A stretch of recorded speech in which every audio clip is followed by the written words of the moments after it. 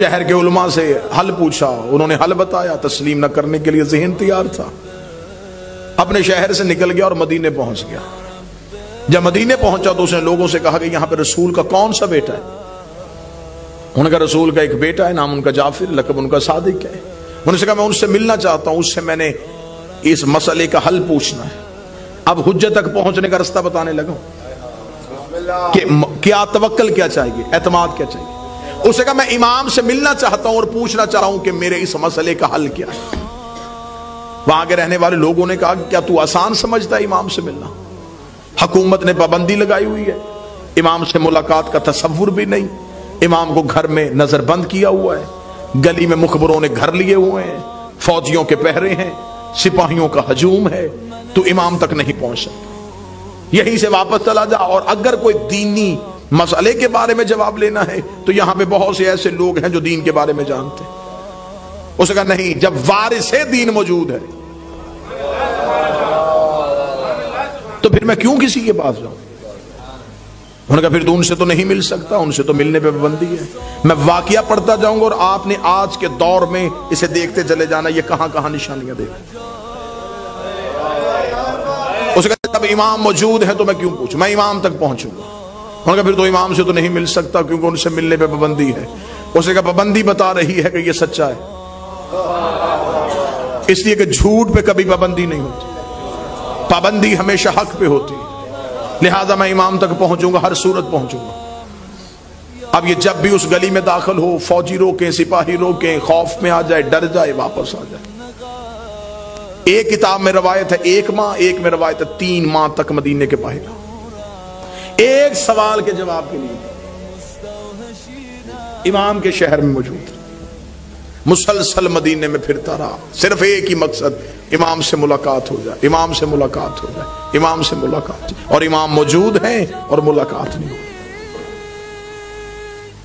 थक गया, मदीने के बाहर बैठा था और यूं शहर की तरफ देख रहा था और अपने रूह के अंदर से बातें कर रहा था कि मेरी कौन सी गलती है, मौजूद भी हैं आप, और मुझे यह भी खबर है कि आपको भी पता है कि मैं आया हूं,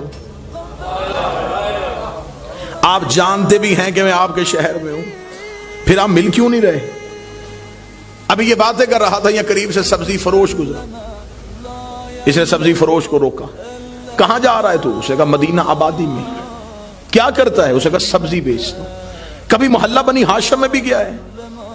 उसे कहा रोजाना जाता हूं। तुझे कोई नहीं रोकता? उसे कहा मुझे किसने रोकना है, मैं सब्जी फरोश हूं, मैं तो अपने कारोबार की गर्ज से आता हूं। वो जो फौजी और सिपाही खड़े वो तुझे कुछ नहीं कहते? उसका उन्हें खबर है कि मेरा इमाम से कोई सरोकार नहीं।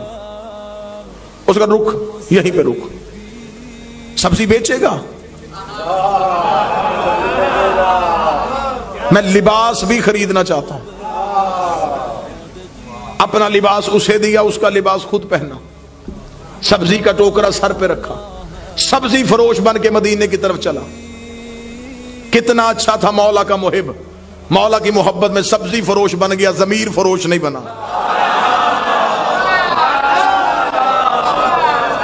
झुका नहीं किसी का, सब्जी फरोश बन के मदीने में दाखिल हुआ। मदीना गलियों से गुजरता गुजरता गुजरता मोहल्ला बनी हाशिम के करीब पहुंच गया। अब साइल अपनी मंजिल के करीब जा रहा है, प्यासा चश्मे की तरफ बढ़ रहा है, शिद्दत तलब तेज हो चुकी है, दिल की धड़कनें काबू में नहीं रह रही। जिस मोहल्ले को हसरत से देखता था अब उस गली में दाखिल होने लगा है। जो ही दाखिल हुआ फौजियों ने रास्ता रोका, एक ही आवाज है, ये तो वही सब्जी फरोश है जो रोज आता है। रास्ता खुल गया, गली में दाखिल हो गया। अब दिल की धड़कन कानों में सुनाई दे रही थी, अपने ही पांव खुद से ही उठाए नहीं जा रहे थे। मुद्दत से जिसकी तलाश में था वो मंजिल अब आंखों के सामने थी। इमाम के घर की तरफ बढ़ता चला जा रहा था, या फिर आगे सिपाहियों ने रोका, फिर रास्ता मिला, फिर आगे चला गया।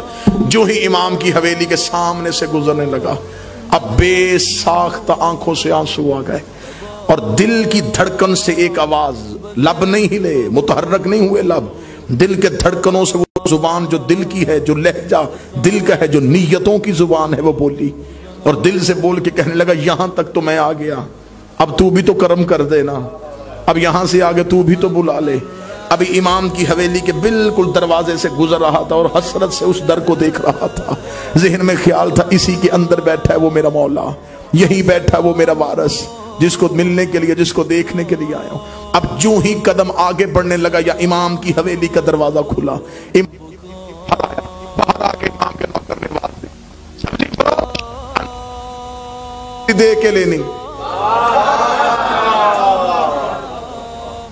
नौकर की आवाज आई, सब्जी फरोश अंदर आ। आज मौला ने सब्जी दे के लेनी, खुश हुआ, जल्दी से मुड़ा। सिपाही आगे आगे खड़े, किधर? जगह ये गुलाम कह रहा है इसकी आका ने बताया। उसका तुझे खबर है अंदर कौन है? नहीं, अंदर तो शियों के इमाम है, हुकूमत ने पाबंदी लगाई है कोई उनसे मुलाकात नहीं करेगा। उसका मैं मुलाकात के लिए नहीं, मैं तो कारोबार की गर्ज से। सिपाहियों ने कहा हम तुम्हारे साथ जाएंगे।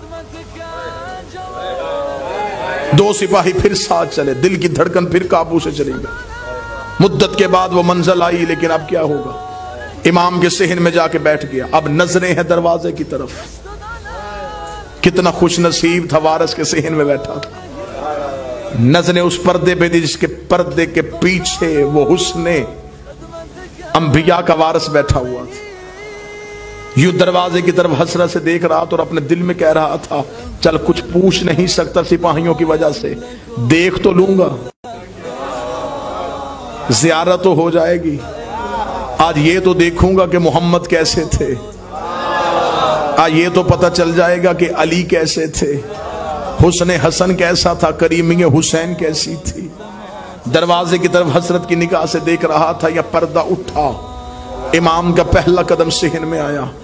सर पे रसूल वाला अमामा, जिस्म पे अमीर अल मोमिनीन की अबा, माथे पे सजदे का निशान, हुस्ने यूसुफ को शर्माते हुए इमाम के कदम बढ़े। इमाम उस सब्जी के टोकरे के करीब बैठे।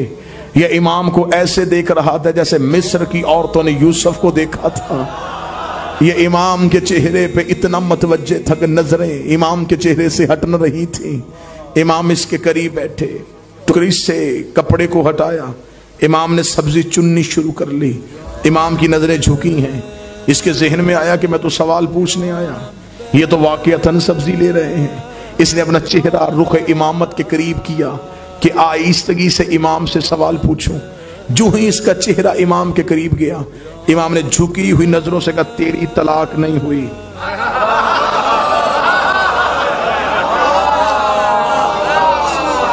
इसने कहा मौला मैंने सवाल पूछा तो नहीं। फरमाया हम सवालात के मोहताज नहीं होते। अब जो सर पे सिपाही खड़े हैं वो समझ रहे हैं कि सब्जी का सौदा हो रहा है, इन्हें नहीं पता कि दीन पहुंचाया जा रहा है। अब काश वक्त होता इमाम कुरान की आयत बताते, अहदीस देते। इसने आहिस्तगी से कहा, इसने कहा मौला वापस जाऊंगा, मेरे शहर के लोग बड़े जालिम हैं, वो कहेंगे सिर्फ इतना पूछ के आ गया कि नहीं हुई, कोई एक दलील तो मुझे दे दें जो जाके मैं दे सकूं, जाके जवाब बता सकूं। इमाम ने कहा उन्हें जाके बता देना तूने तलाक गुस्से में दी है, गुस्सा हराम होता है और हराम हालत में हलाल काम नहीं हो सकता। हाय हाय हाय, हराम हालत में हलाल काम नहीं हो सकता। इतने मुख्तसर वक्त में इतनी बेहतरीन दलील इमाम ने दलील उसके हवाले की। अब वो अपने जज्बात पे काबू न रख सका, चीख मार के उठा। सिपाहियों ने बाजुओं से थामा, थाम के कहने लगा मौला अब मुझे कोई जिंदगी से मोहब्बत नहीं है, अब मुझे मौत का कोई डर नहीं है। मेरे जिस्म का लहू तेरे कदमों में भी चला जाए, इससे बड़ा अजाज कोई नहीं है कि मेरे जिस्म का लहू तेरी मोहब्बत में तेरे कदमों में आ गया। ये कहते हुए सिपाही उसे घसीट के दरवाजे की तरफ लेके जा रहे थे और ये मुसलसल इमाम का चेहरा देखता जा रहा था। और रोते हुए इसने दरवाजे पे जाके एक ही सवाल किया। इसने कहा एक सवाल का जवाब इतना दे दीजिए कि 3 महीने हो गए मुझे मदीने की गलियों में फिरते हुए, रोज सोचता था कि आज घर चला जाऊं, आज घर चला जाऊं, आज घर चला जाऊं। कौन सी चीज है जो मुझे जाने नहीं देती थी? इमाम उठ के खड़े। इमाम ने कहा एक दिन भी तेरी मां ने तेरी अमानत में खयानत की होती तो कभी भी मेरे दरवाजे पे आ ही नहीं सकता।